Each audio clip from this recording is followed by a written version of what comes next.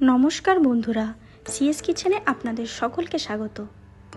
নতুন বছরের অনেক শুভেচ্ছা জানাই। Happy new year. চলুন আজকে মটন রেসিপিটা কিভাবে বানিয়েছি দেখে নেওয়া যাক। আমি প্রথম মটনটাকে ম্যারিনেশন করে নেব। তার জন্য দিয়ে দিলাম লবণ, এরপর দিয়ে দেব হলুদ গুঁড়ো, দিয়ে দেবো লঙ্কার গুঁড়ো,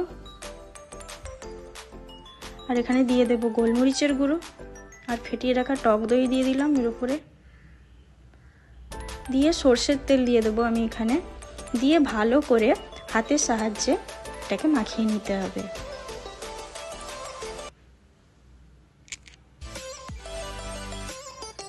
মাখিয়ে আমি কিছুক্ষণের জন্য রেখে দেব। তারপর কড়াতে আমি সর্ষের তেল দিয়ে দিয়েছি। দিয়ে আমি কেটে রাখা আলুগুলো ভেজে নেব।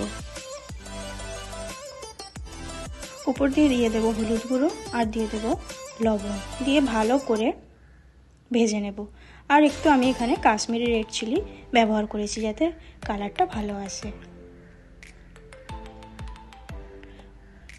তো ভাজা হয়ে গেছে, আলুটা উঠিয়ে নিলাম। ওই একই তেলে আমি ফোড়ন দিয়ে দেবো একটা তেজপাতা, আর কিছু গরম মশলা দিয়ে দিলাম, আর একটা স্টার আনিস দিয়ে দিলাম।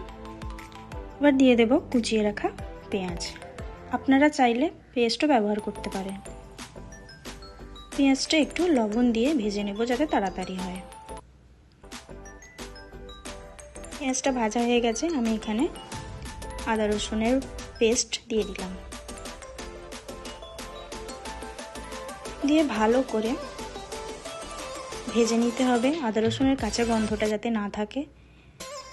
তো এর ওপর দিয়ে আমি দিয়ে দেবো হলুদ গুঁড়ো, দিয়ে দেবো লঙ্কার গুঁড়ো, দিয়ে দেবো ধনে গুঁড়ো, আর জিরে গুঁড়ো দিয়ে দিলাম। দিয়ে ভালো করে একটু নাড়াচাড়া করে ম্যারিনেশন করে রাখা মাটনটা আমি দিয়ে দিলাম। দিয়ে ভালো করে একটু নাড়াচাড়া করে নিতে হবে। উপর দিয়ে আমি গ্রেট করে রাখা টমেটোটা দিয়ে দিলাম।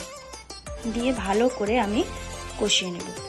চাইলে আপনারা কড়াতেই করতে পারেন, কিন্তু আমি এখানে কিছুক্ষণ কষিয়ে আমি প্রেসার কুকারে দিয়ে দিলাম। এর ওপর দিয়ে ভেজে রাখা আলুগুলো দিয়ে দিলাম।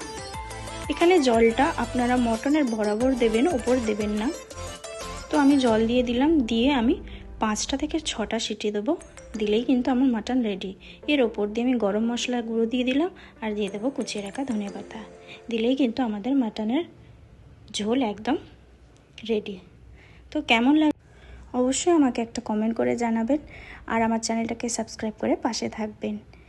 ধন্যবাদ।